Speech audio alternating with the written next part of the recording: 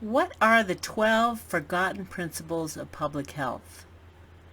This is a really significant topic to understand coming from a very high level of consciousness, especially in today's pandemic-ridden COVID world. Hey there, my name is Liz Gracia.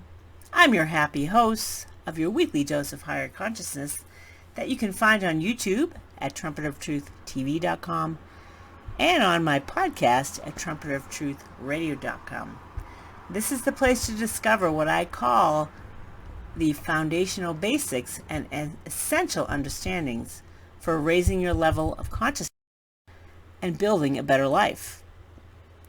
And I support this intention by putting power and truth into context based on the consciousness research by Dr. David R. Hawkins in the Map of Consciousness, which is a proven energy scale to actualize your ultimate human potential and to understand where truth really exists, like what's true in this world. So today's topic is comes from a website called consciousnesscalibrations.com, for which I am a paid subscriber. And I have no financial interest in this. I'm only interested in it because I know that the person who does the calibrations is aligned with advanced spiritual truths and the teachings of Dr. Hawkins, as I am, who cares about the truth and living a highly conscious life. Now, I wanted to address the 12 forgotten principles because the calibration of these 12 principles is 455 on the map of consciousness, which on the map of consciousness, which is huge relative to our world today. And the news media and the politicalization of any type of health concerns brings the consciousness below 200, because most of what we hear in the news and from the government, anything that's politicized, goes down the tubes to like 180 because there's no truth to it. The truth of anything is manipulated to self-serve whomever it's self-serving. So in the political arena, it serves political parties, it serves money backers, it doesn't serve the health of the public at all. It's always serving somebody else, and it's not of higher consciousness. So this is an excellent, I came across this and I really wanted to share it with everyone today because it makes sense to understand what is higher consciousness in regards to public health. What are the 12 forgotten principles of public health? And you'll find this on consciousnesscalibrations.com. I'll provide a link to it, and you may have to subscribe to it because I think it may be a publicly available calibration. I'm not sure because I'm a subscriber, but I would imagine this is available for everyone to see. Now, these 12 principles was compiled by Martin Kulldorff, and his last name is spelled Kulldorff. And you'll find his principles and references are listed here on this particular page that I'm going to read for you. He posted this on ThreadReader, the ThreadReader app, which I've never heard of, but you can find on the ThreadReader app at the symbol Martin Kulldorff, all one word. Martin, Kulldorff. Okay. So the number one principle to accept is that public health is about all health outcomes, not just a single disease like COVID-19. It's important to also consider harms from public health measures. Like people got to put, what are the health measures that are being taken, and are they of higher or lower consciousness? Number two principle is about the long term rather than the short term. Politicians are about the short term, quick fix, serve me, serve my my money buddies, whatever, serve lower consciousness, is what the short term is about. It's called expediency, too, is of lower consciousness. So the spring COVID-19 lockdown simply delayed and postponed the pandemic to the fall. That's what the lockdowns did. They didn't help anybody. They just delayed what really needed to happen. The number 3 public health principle: public health is about everyone. It should not be used to shift the burden of disease from the affluent to the less affluent, as the COVID-19 lockdowns have done. And there's so many examples of how this is manifested, to shift the burden from the affluent to the less affluent. Like people in, this as an example, people in the service industry lost their jobs.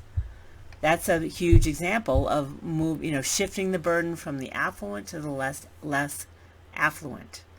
And there was no truth into, there was no higher consciousness reason for doing it at all.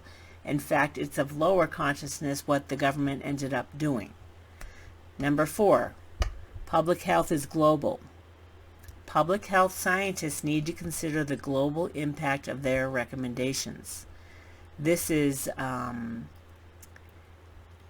asking scientists to step into their integrity and into courage when it comes to expressing the truth and sharing the truth about their findings when it comes to dealing with viruses, as an example.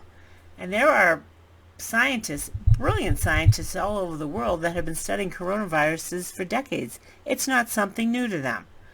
And there's plenty of scientists, and you can find them on calibrations.com, that share scientists and doctors of higher consciousness in regards to this topic, and who you should be listening to and who you should not be listening to. By the way, Dr. Fauci is of lower consciousness for the most part. He does not step into any brilliance or integrity, really, into telling the truth about any of this. He's covering his ass, is what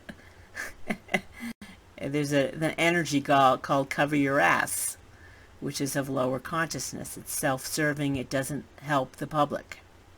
All right. Number 5 on the list of 12 is risks and harms cannot be completely eliminated, but they can be reduced. Elimination and zero COVID strategies backfire, making things worse. Okay? That's interesting to understand. They can't be completely eliminated, but they can be reduced. Elimination and zero COVID strategies backfire, making things worse. Now, all of this calibrates it as true at a very high level. Again, 440 on the map of consciousness, these 12 principles are, as a collective, are of super high consciousness. You can trust what is being said here. Okay, number 6. Public health should focus on high-risk populations. For COVID-19, many standard public health measures were never used to protect high-risk older people, leading to unnecessary deaths.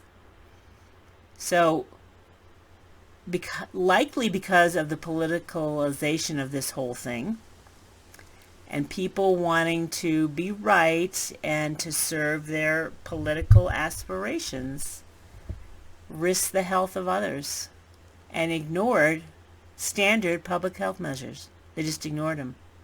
I think former Governor Cuomo is an example of this, which is not to shame him. It's just to bring to light lower consciousness motives, which we are all subject to, including me. We are all subject to it because we don't know any better, most of us. Number 7. While contact tracing and isolation is critically important for some infectious diseases, it is futile and counterproductive for common infections such as influenza and COVID-19. Inference review, and then there's links in this particular page that you can go to and dig deeper into all of these. But again, this calibrates as true and powerfully true at 440 on the map of consciousness. This is huge compared to Dr. Fauci's, who mostly calibrates below 200.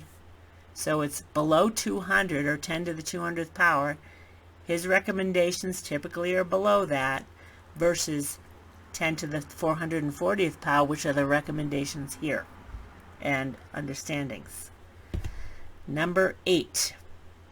A case is only a case if a person is sick. Mass testing asymptomatic individuals is harmful to health. So, because you have COVID in your system doesn't mean you're sick. And it creates, creates fear-mongering. Fear calibrates as 100 on the map of consciousness. There's no truth in fear. It's super low. It's incredibly destructive. To instill fear in anybody is. It's a very low level of consciousness that wants, and it's the ego and the lower mind that's running the show at fear. Let me just look at, fear is 100 on the map of consciousness. It's the God view of fear is that God is punitive, which is wholly false. God is not punitive. Anyway, that's a good one to know. A case is only a case if a person is sick. That calibrates as true at a very high level.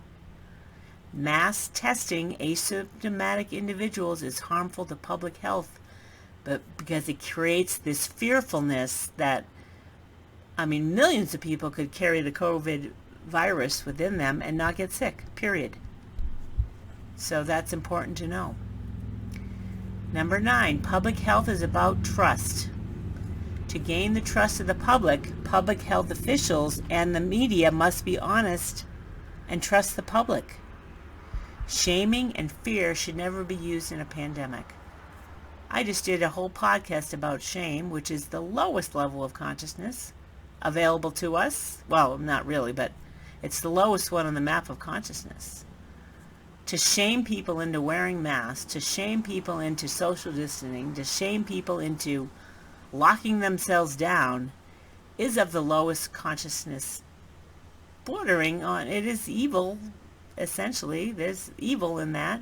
The energy of evil is present there, and the lowest level of consciousness. So it should never be used in a pandemic, but guess who loves to use it? The media.